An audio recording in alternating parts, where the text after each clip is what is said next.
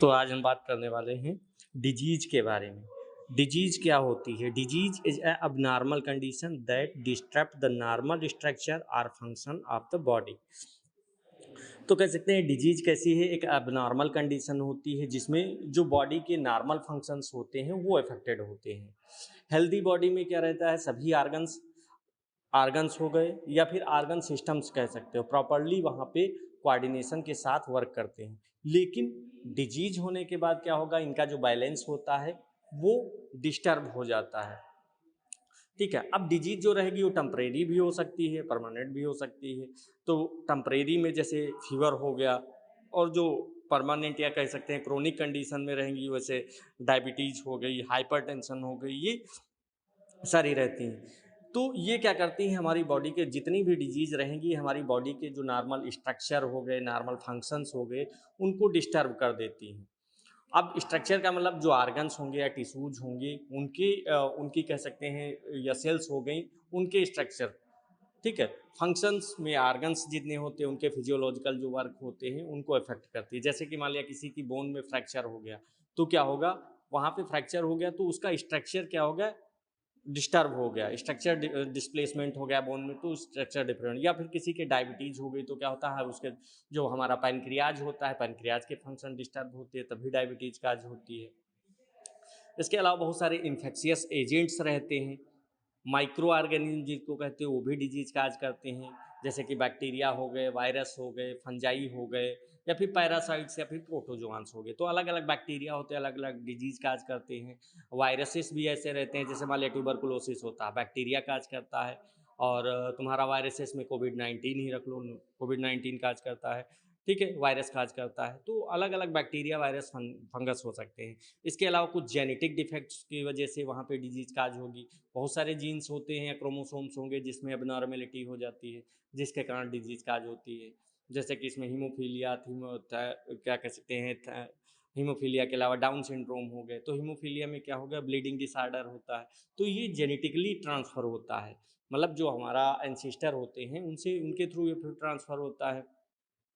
इसके अलावा कुछ इन्वायरमेंटल इन्फ्लुएंसेस रहते हैं, जैसे कि जो कि डिजीज डेवलप में भी एक इम्पॉर्टेंट रोल प्ले करते हैं। जैसे कि पोल्यूटेड वाटर हो गया या फिर एयर पोल्यूशन हो गया, बहुत सारे केमिकल्स रहते हैं, रेडिएशंस हो गए। ठीक है, ये क्या करते हैं? डिजीज की रिस्क को बढ़ाने का काम करते हैं। ठीक है, इसके अलावा न्यूट्रिशनल इम्बैलेंस में जो प्रॉपर न्यूट्रिशन की डिफिशियंसी हो जाने के कारण वहाँ पे डिजीज काज होती है। जैसे आयरन डिफिशियंसी की वजह से क्या होगा? वहाँ पे एनीमिया काज हो जाएगी, विटामिन डी की डिफिशियंसी हो गई, रिकेट्स काज हो गया। ऐसे बहुत सारी चीज़ें होती हैं। या फिर कोई चीज़ एक्सेसिव में ले लो, जैसे फैटी चीज़ें अगर एक्सेसिव में लेते हो तो क्या हो जाता है? ओबेसिटी काज होती है। ठीक है, इसके अलावा कुछ लाइफ स्टाइल फैक्टर रहते हैं। लाइफ स्टाइल फैक्टर में जैसे अनहेल्दी लाइफ स्टाइल डिजीज रहेगी, जैसे कि स्मोकिंग कर रहे हैं या फिर अल्कोहल का कंजप्शन कर रहे हैं, और कोई फिजिकल एक्टिविटी भी नहीं कर रहे हैं। ठीक है, तो अनहेल्दी डाइट ले रहे हैं, तो इन चीज़ों की वजह से बहुत सारी डिजीज काज होती हैं। जैसे कि मान लिया ज़्यादा वहाँ पे स्मोकिंग कर रहे हैं तो लंग से रिलेटेड डिजीज काज होंगी, रेस्पिरेटरी डिजीज जिसको कहते हो, ब्रोंकाइटिस हो गई, इम्फाइसीमा जैसी डिजीज काज होंगी। ठीक है, अनहेल्दी डाइट ले रहे हो, वहाँ पे प्रॉपर डाइट नहीं ले रहे हो तो हार्ट से डिजीज रिलेटेड डिजीज हो जाएगी वहाँ पे। ठीक है, या फिर अब्डोमिनल से रिलेटेड डिजीज हो जाएगी, डायरिया है, कॉलरा जैसी कंडीशन डेवलप हो जाएंगी। इसके अलावा इम्यून डिस्फंक्शन में क्या होता है? जो इम्यून सिस्टम होता है वो हमारा प्रॉपरली वर्क नहीं करता है, क्योंकि इम्यून सिस्टम वीक हो जाएगा, जिससे जो माइक्रो ऑर्गेनिज्म हो, चाहे बैक्टीरिया हो, वायरस हो या फंजाई हो, वो जल्दी से अटैक करेंगे बॉडी पे। इसके अलावा हमारा जो इम्यूनिटी होती है ओवर एक्टिव हो जाती है, जिससे ऑटो इम्यून डिजीज डेवलप हो सकेंगी। ठीक है, जैसे कि रोमेटॉइड आर्थराइटिस हो गई या एड्स जैसी कंडीशंस वहाँ पे डेवलप होने के चांसेस बढ़ जाते हैं। इसके अलावा मेटाबॉलिक डिसऑर्डर्स में बहुत सारी, जैसे बॉडी के जो न्यूट्रिएंट्स हो गए उनको प्रॉपर्ली यूटिलाइज नहीं कर पाएगी बॉडी, तो उसकी वजह से जो डिजीज काज होंगी उनको क्या कहेंगे? वहाँ पे मेटाबॉलिक डिजीज़ कहेंगे। जैसे तुम्हारा डायबिटीज़ हो गया, हाइपर थायराइडिज्म हो गया। तो इसमें क्या रहता है? हमारी जो मेटाबॉलिज्म होती है प्रॉपर्ली वर्क नहीं करती है। हम मतलब इससे क्या होगा? जो हमारी एनर्जी का प्रोडक्शन होगा वो, और जो बॉडी के फंक्शंस होंगे, ये दोनों अफेक्टेड होंगे।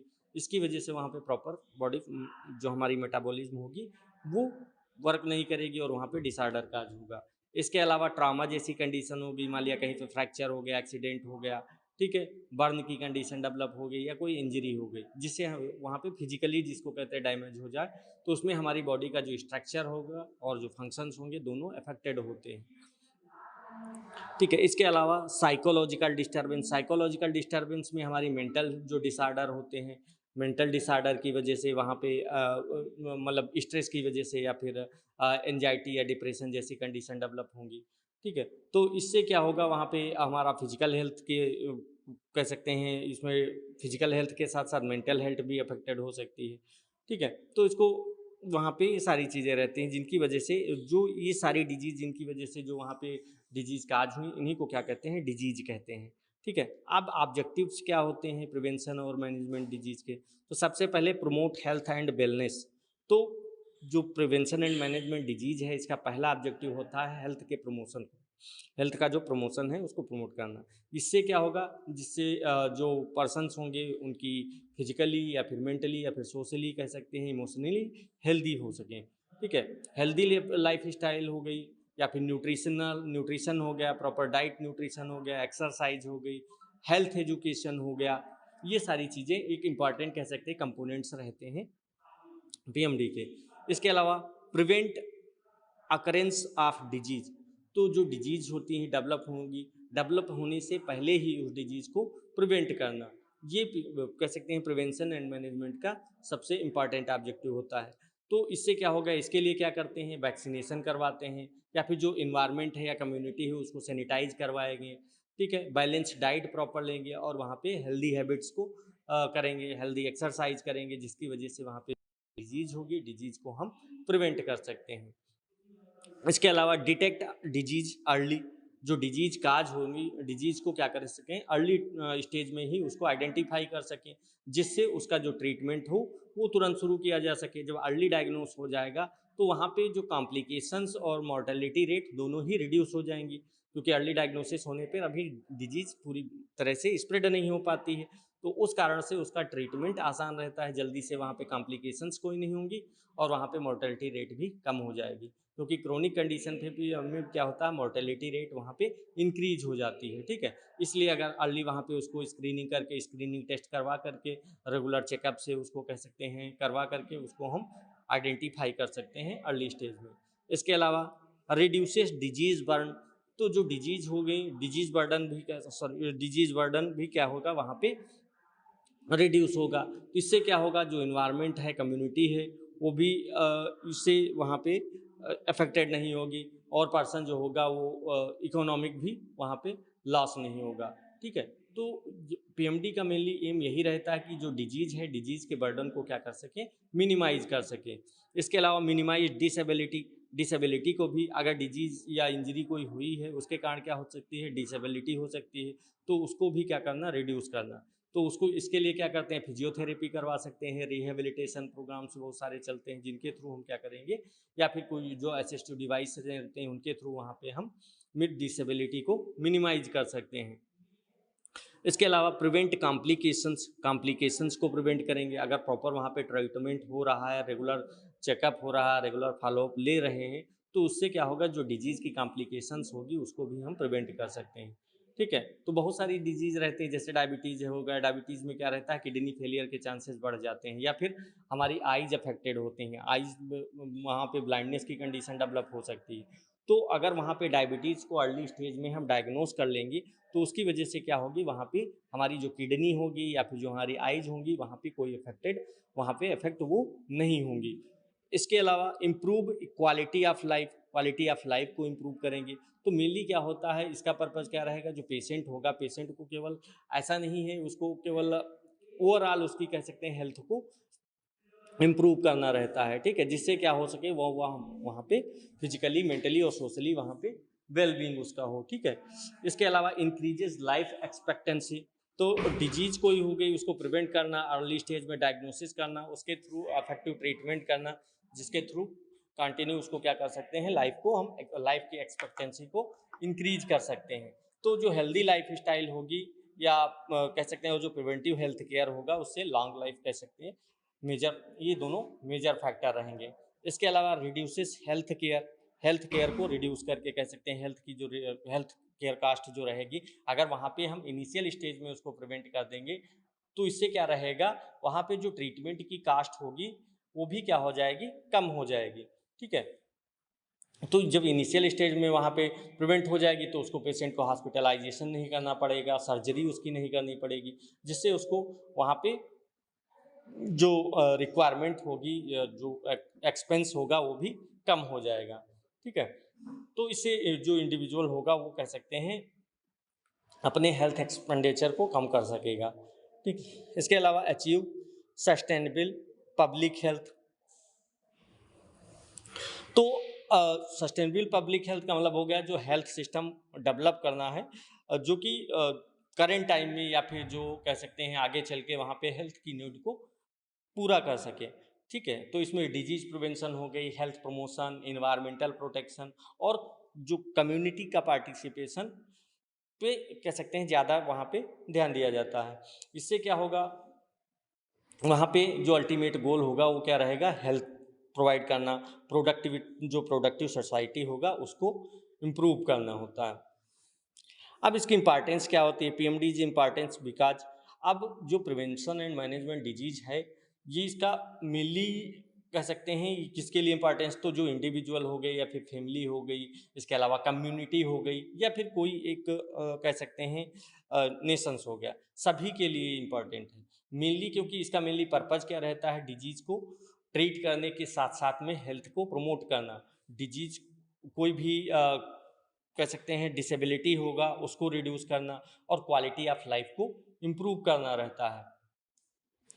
ठीक है, इसके अलावा reduced morbidity and mortality rate, तो पहले भी बता चुके हैं इसमें क्या होगा, जो मॉर्बिडिटी रेट हो गया, मॉर्बिडिटी रेट का मतलब हो गया जो रेट ऑफ इलनेस कह सकते हो।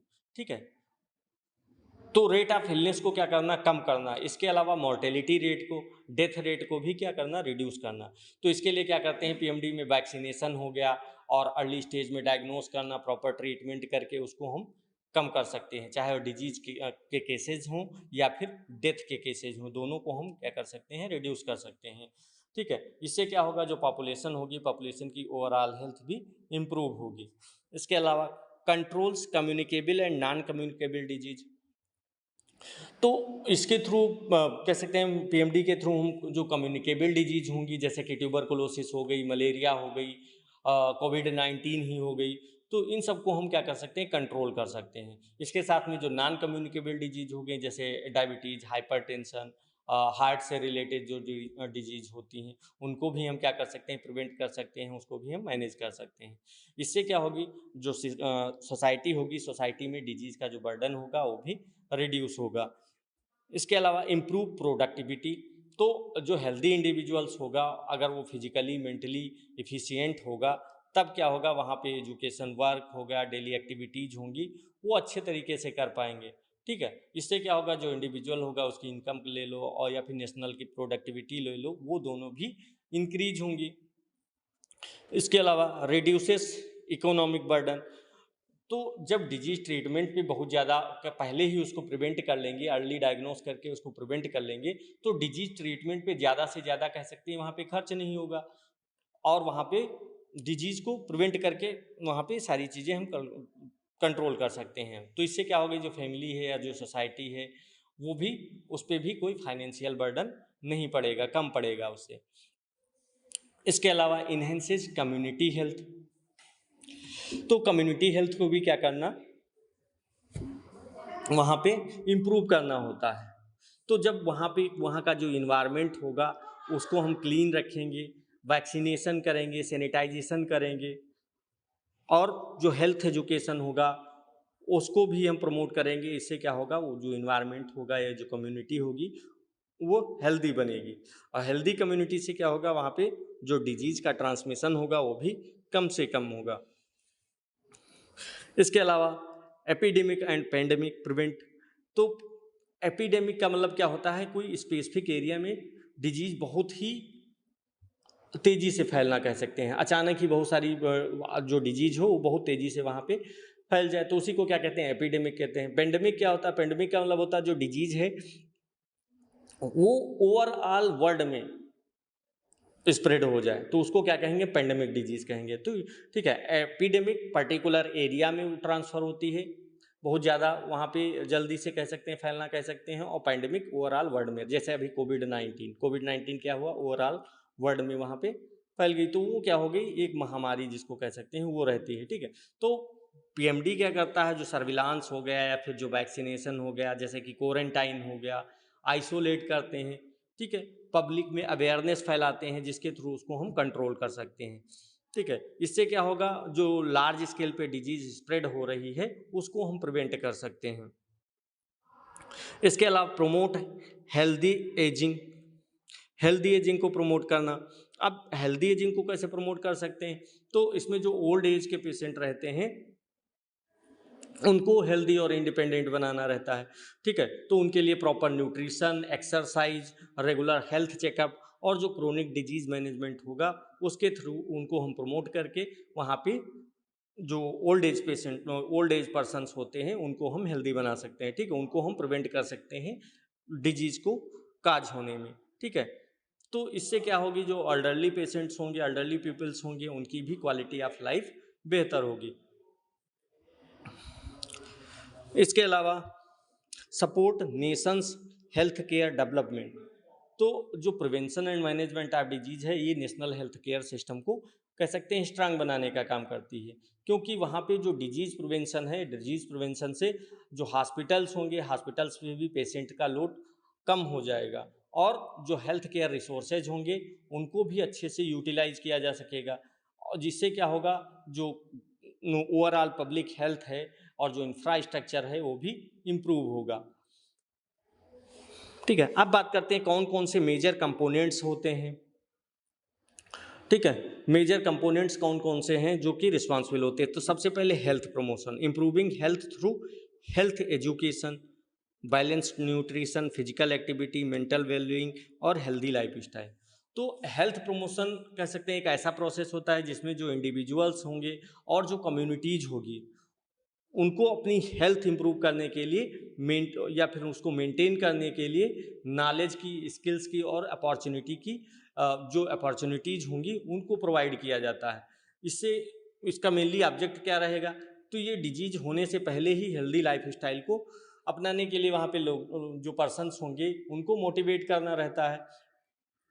तो हेल्थ प्रमोशन से क्या होगा, इम्प्रूविंग हेल्थ थ्रू, किसके थ्रू इम्प्रूव कर सकते हैं, सबसे पहले हेल्दी एजुकेशन, वहाँ पे जो हेल्थ एजुकेशन होगी, हेल्थ एजुकेशन के थ्रू वहाँ पे जो पर्सन्स होंगे उनको क्या करेंगे, हेल्थ के बारे में और डिजीज़ को कैसे प्रिवेंट करेंगे और जो हेल्दी हैबिट्स होगी उसके बारे में वहाँ पे साइंटिफिकली नॉलेज प्रोवाइड करेंगे।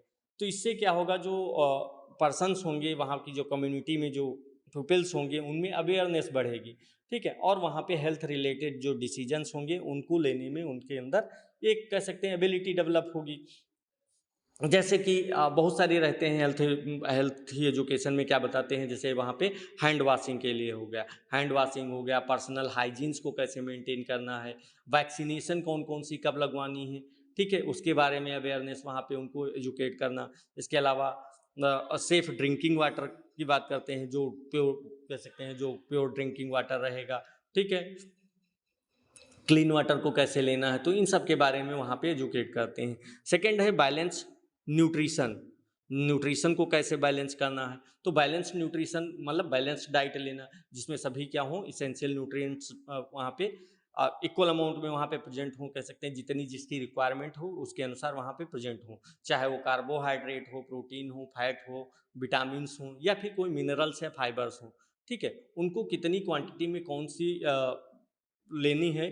ठीक है, कार्बोहाइड्रेट कितने अमाउंट में लेना है, प्रोटीन्स कितने अमाउंट में लेना है, ठीक है, वो कितना वाटर लेना है, कितना फाइबर लेना है, इन सब के बारे में वहाँ पे उसको एजुकेट करना रहता है। तो बैलेंस डाइट क्या करती है, हमारी इम्यूनिटी को स्ट्रांग करेगी, जिससे हमारी जो ओवरऑल ग्रोथ होगी वो भी इम्प्रूव होगी, और डिफिशियंसी डिजीज कोई नहीं काज होगी, उससे प्रिवेंट होगा। मान लिया बहुत सारी डिजीज ऐसी रहती है जैसे प्रोटीन की डिफिशियंसी से ओल्ड जो चाइल्ड्स रहते हैं उनमें क्वार्सिकोर हो गया, मायरेस्मस जैसी डिजीज काज होती हैं, तो उनको हम प्रिवेंट कर सकते हैं। ठीक है, बैलेंस डाइट में ओवर डाइट नहीं लेंगे, मान लिया फैट बहुत ज़्यादा अमाउंट में लिए, उसके क्या हो गया, वहाँ पे ओबेसिटी की कंडीशन डेवलप हो गई। तो इन सब से हम क्या कर सकते हैं, बच सकते हैं। इसके अलावा फिजिकल एक्टिविटी, अब रेगुलर अगर फिजिकल एक्टिविटी कर रहे हैं तो उससे क्या रहेगी, हमारी बॉडी फिट रहेगी और एक्टिव रहेगी। एक्सरसाइज से क्या होगा, जो हमारी मसल्स हो गई, बोन्स हो गई और हमारे जो आर्गन्स हो गए, चाहे वो हार्ट हो, लंग्स हो, उनके भी फंक्शंस वहाँ पे इम्प्रूव होते हैं। और वहाँ पे जो ओबेसिटी जैसी डिजीज हो गई, हाइपरटेंशन, डायबिटीज, ठीक है, और हार्ट से रिलेटेड जो डिजीज रहती हैं उनका रिस्क कम हो जाएगा।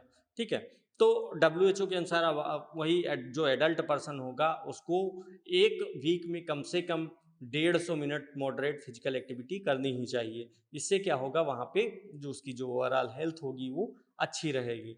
इसके अलावा मेंटल वेलबींग, मेंटल वेलबींग में क्या रहता है, मेंटल वेलबींग में जैसे जो हमारी इमोशंस हो गई, हमारी जो फिजियोलॉजिकल या सोशल हेल्थ होगी वो भी अच्छी रहेगी अगर हम मेंटल अच्छे हैं। ठीक है, तो अपने स्ट्रेस को कैसे मैनेज करना है, पॉजिटिव थिंकिंग रखनी है, मॉडरेट कह सकते हैं, मेडिटेशन करना रहेगा, योगा हो गया, ठीक है, और प्रॉपर अमाउंट में नींद लेना। ठीक है, इसके अलावा इससे क्या होगा, जो हमारी मेंटल हेल्थ रहती है वो इम्प्रूव होती है।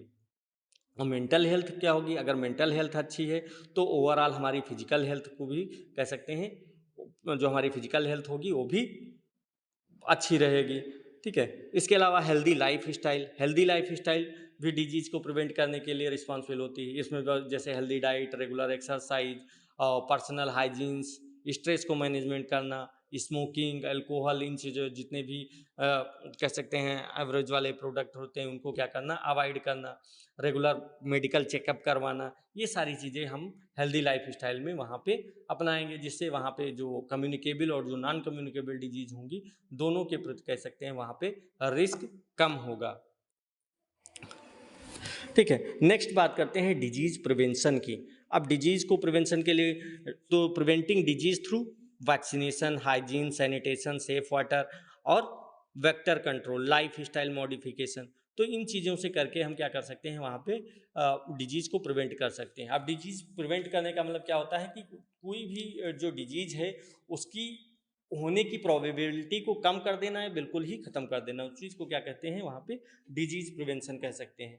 अब उसमें सबसे पहले वैक्सीनेशन की बात करें तो मैंने बताया जो वैक्सीनेशन होगी वो डिजीज़ को प्रिवेंट करने के लिए सबसे ज़्यादा इफेक्टिव मेथड होगी, क्योंकि जो बर्थ के टाइम ही बहुत सारी ऐसी वैक्सीन्स रहती हैं जिनको हम लेते हैं। तो वैक्सीन क्या करती है, हमारी बॉडी की जो इम्यून सिस्टम होता है, इम्यून सिस्टम को पर्टिकुलर डिजीज या स्पेसिफिक डिजीज से कह सकते हैं बचाने का काम करती है, क्योंकि उस पर्टिकुलर जो हम वैक्सीन ले रहे हैं वो पर्टिकुलर डिजीज के अगेंस्ट वहाँ पे हमारी बॉडी के अंदर एंटीबॉडी का फॉर्मेशन करेगी। जब हमारी बॉडी के अंदर एंटीबॉडी बन जाएंगी तो जैसे ही वहाँ पे जो डिजीज होगी, फ्यूचर में अगर इन्फेक्शन होगा तो वो पहले से ही हमारी बॉडी के अंदर एंटीबॉडी डेवलप हो चुके हैं, तो उसके अगेंस्ट वहाँ पे फाइट करेंगी और वो डिजीज़ का आज होने से प्रिवेंट करेंगी। तो जैसे ही बर्थ के टाइम क्या लगता है, BCG का टीका लगता है, DPT का हो गया, पोलियो के वैक्सीन दी जाती है, और इसके अलावा हेपेटाइटिस ए और हेपेटाइटिस बी की वैक्सीन वहाँ पे दी जाती है। ठीक है, तो इन चीज़ों को करके हम क्या कर सकते हैं, उसको प्रिवेंट कर सकते हैं। तो ठीक है, इसके अलावा हम हाइजीन्स को मेंटेन करके, हाइजीन्स का मतलब क्या होता है, जो पर्सनल क्लीननेस हो गई या फिर हेल्दी हैबिट्स हो गई उसको मेंटेन करके वहाँ पे हम क्या कर सकते हैं, जो डिजीज होगी, डिजीज के ट्रांसमिशन को हम प्रिवेंट कर सकते हैं।